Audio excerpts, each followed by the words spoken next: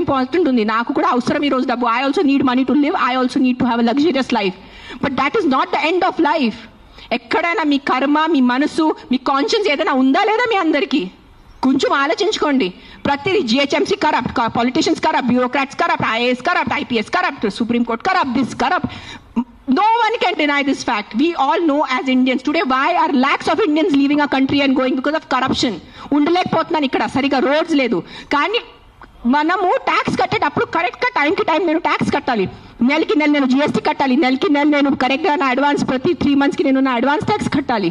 దానికి ఈరోజు any of you can you go to government hospital. ఈ రోజు మీకు ఒంట్లో బాగాలంటే మీరే చెప్పండి, ఈ రోజు మీకు ఒంట్లో బాగాలంటే మీరు ప్రైవేట్ హాస్పిటల్కి వెళ్తారా, గవర్నమెంట్ హాస్పిటల్కి వెళ్తారా? ఎందుకు ట్యాక్స్ కట్టట్లేదా మీరు? మీరు నిజాయితీగా సంపాదించేసి ట్యాక్స్ కడుతున్నారు, మీరు గవర్నమెంట్ హాస్పిటల్ ఎందుకు లేదు? ఎగ్జాక్ట్లీ అదే లేదు. అదే ఎందుకు ఫైట్ చేయట్లేదు? లక్షల మంది గవర్నమెంట్ హాస్పిటల్లో చనిపోతున్నారు, దానికోసం ఎవరు పోరాడటం లేదు. ఆ లైఫ్స్కి విలువ లేదు. జస్ట్ కుక్క కరిస్తేనే ఆ లైఫ్కి విలువ.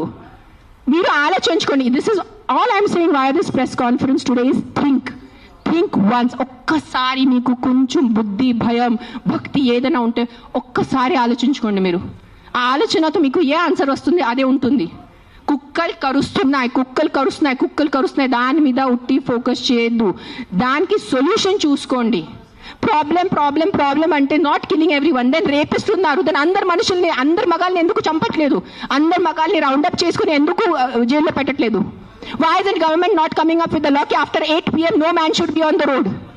ఎందుకు ఆ లా రావట్లేదు? ఇఫ్ మగాలే రోడ్ మీద లేదంటే ఆడవాళ్ళు శుభ్రంగా తిరగచ్చు కదా.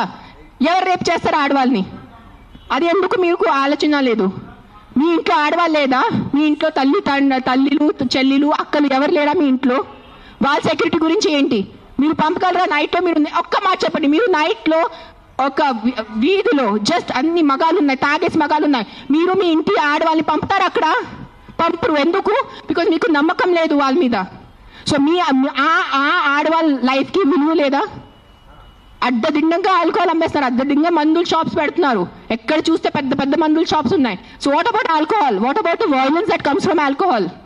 మందుతో వచ్చిన వైలెన్స్ ఇంటికి వచ్చి అడ్డదిడ్డంగా కొడుతున్నారు, చిన్నపిల్లల్ని కొడుతున్నారు తాగేసి. ఆ చిన్నపిల్లల లైఫ్కి విలువ లేదా? జస్ట్ ఒక కుక్క కరిస్తేనే ఆ లైఫ్కి విలువ? Please, too much. This is too much. This is what I think Kaliyug. బుద్ధి లేకుండా చేయటం ఇస్ కలియుగ్ అంతే. This is no other definition to Kaliyug. బుద్ధి పక్కన పెట్టేసి ఇట్లా మెంటల్ లాగా చేస్తారు కదా, ఇదే కలియుగం. ఈ కలియుగంలో ఒక్కటే అంటే ఎవరు ధర్మాన్ని రక్షిస్తారు, ధర్మ ఆ వ్యక్తిని రక్షిస్తుంది. అది ఒక్కటే గుర్తుపెట్టుకోండి.